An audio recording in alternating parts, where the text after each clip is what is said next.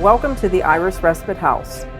On December 4th, 2019, the Rooted Story LLC received zoning approval for a bed and breakfast at 183 Schaefer Road.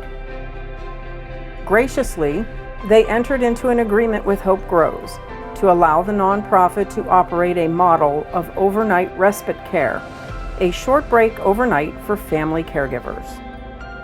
This overnight house and model are similar to a bed and breakfast with spa and salon amenities. The facility will accommodate the caregiver by providing a place of rest and restorative care for the mind, body, and spirit. Whether the caregiver needs rest, rejuvenation, or emotional support, the Iris Respite House will exemplify the Hope Grows model of support.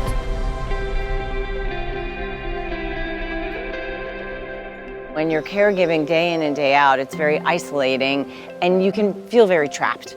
You feel like you can never get away. So having a place where you can go and get away, and not only just get away, but be catered to, it's amazing.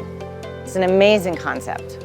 One nice thing about Hope Grows is they understand your stress as a caregiver.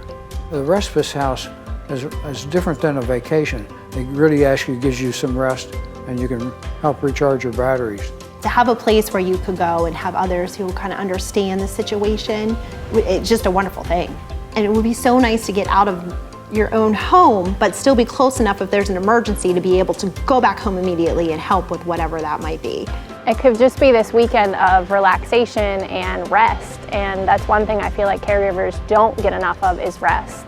It's kind of like a vacation. It's always good to get away and they can focus on recharging their spirit. You feel like you're more equipped to come back and deal with whatever you have to deal with. When I came to the house, everything spoke of caring for me, and I started to relax. We can actually be restored when we are knocked down, and this is just one of those things that is provided that people need.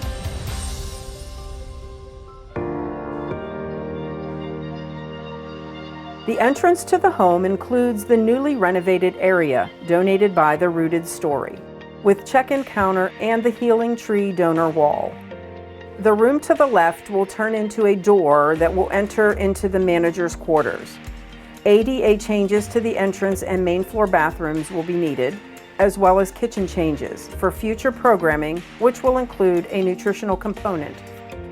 The second floor renovations include a bathroom addition and changes to current bath and bedrooms, as well as a laundry area for housekeeping. The most exciting area of the work is the lower level, where the unfinished area will be transformed into a working kitchen, a separate employee entrance, and bathroom. In keeping with the relaxation and healing need for caregivers, a beauty station, dry and wet sauna area, and all-purpose relaxation area are being added.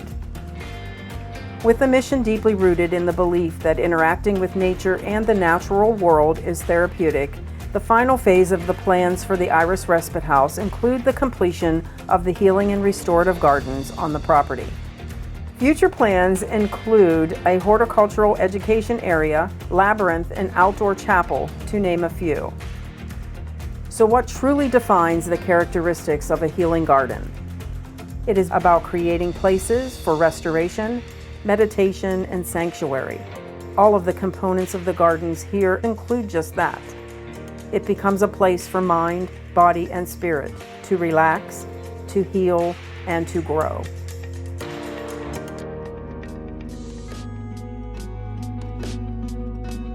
The first stop on the tour is the Garden of Hope. This garden is a sensory garden with the environment designed to stimulate all of the senses. With many plants and materials throughout this garden, senses are engaged in different ways during the 4 changing seasons. To the right of the Garden of Hope is the Inner Child's Garden. Plants have been replaced and cut back to accommodate an ongoing miniature and fairy-style garden. Sometimes in caregiving, taking time to see the world through a child's eye can help us to experience more joy and peace. Next on the tour is the Garden of Harmony and Peace. Guests enter through the Torii Gate, an iconic Japanese gateway traditionally marking the division between the physical and spiritual worlds.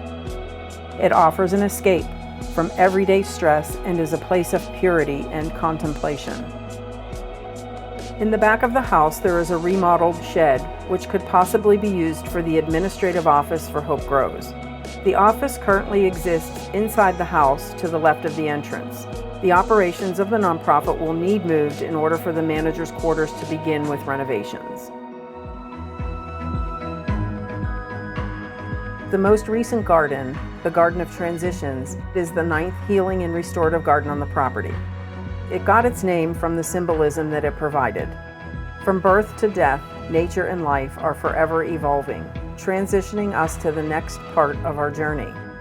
Today stands a pollinator garden to promote the ecosystem and diversity of the insect world that is crucial to our agricultural crops, which in turn sustains us as humans. From spring to winter, the plants adapt to its ever-changing environment. If you listen, it becomes the voice of your past to the voice of your future. I am ending the tour where the mission and vision began for Hope Grows, and that is in Pap's Garden. Named after my father who died of pancreatic cancer, the dream from my father in the garden has a symbolic healing story. While the idea of the bed and breakfast had been pollinating since 2011, the owners of the house were not ready to transition the home until recently. Call it divine guidance, timing in life, or everything happens for a reason, this time became clear this past December.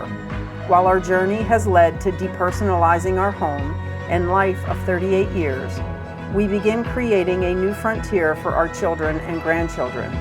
A voice from the wind said it was time to transition.